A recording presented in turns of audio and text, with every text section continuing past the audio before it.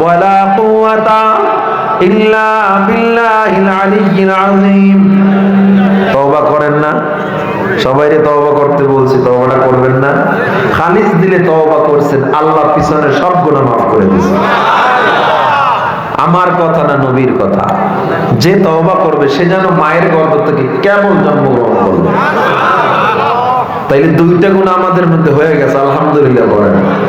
এখন থেকে আমরা যদি আমল করি, গুনাহ না করি, এই দুইটা গুনাহ আমাদের মধ্যে রিজার্ভ হয়ে যাবে। এবার আসেন, আমলও আছে, ঈমানও আছে, কিন্তু আমল চোর আছে, এটা জানেন আপনারা? সুযোগবাদী আমলওয়ালা আছে না নাই?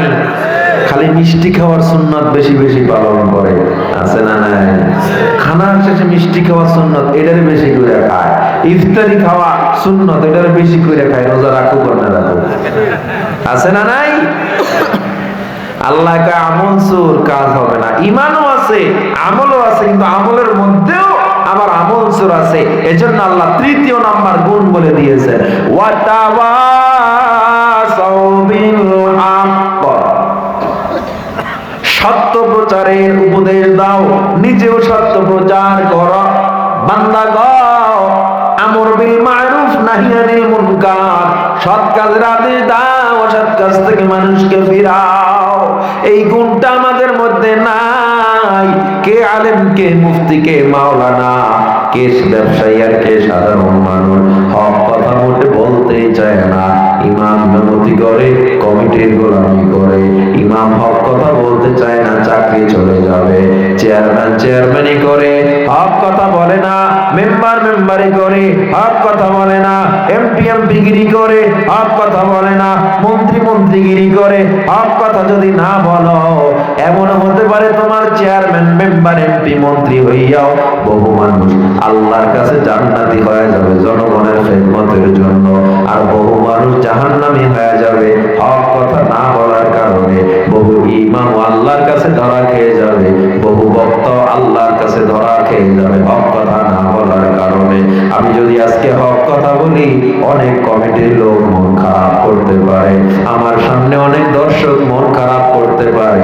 এই জন্য যদি আমি হক কথা না বলি, আবার আল্লাহ কিয়ামতের দিন আমায় ছাড় দিবে না। আপনি হক কথা বলেন না। ওই একটা ঘটনা শুনছি, ইমাম সাহেব নতুন গেছে কেবল চাকরি লইতে, তার প্রথম বয়ানটাই দিছে সুদের বিরুদ্ধে। কিসের বিরুদ্ধে? একেবারে ঠাড়াইয়া দিছে বয়ান দলিল সহ। ওয়াজের পর জুমার নামাজ থেকে সভাপতি সব হাতটা ধরে হুজুরের রুমে গেছে, খতিব সাহেবের রুমে নিয়ে বসে, ইমাম সাহেব আপনি যে পুরা বসটা করলেন আমার বিরুদ্ধে, আপনার কেডা কইল আমি এত বড় সুদখোর?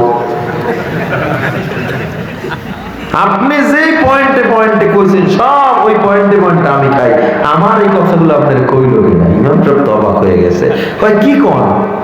আমি তো আপনারা নিয়ে কই না। কয় না, আমার এমন কোন পয়েন্ট নাই যে তরিকায় আমি সুদ খাই না, এটা আপনি বাদ দিয়েছেন, সব কইছেন আপনি। ইমাম সাহেব চিন্তা করতে সুদের বিরুদ্ধে আর পাওয়া যাবে না, এবার ঘুষের বিরুদ্ধে শুরু করছে পরের সপ্তাহে।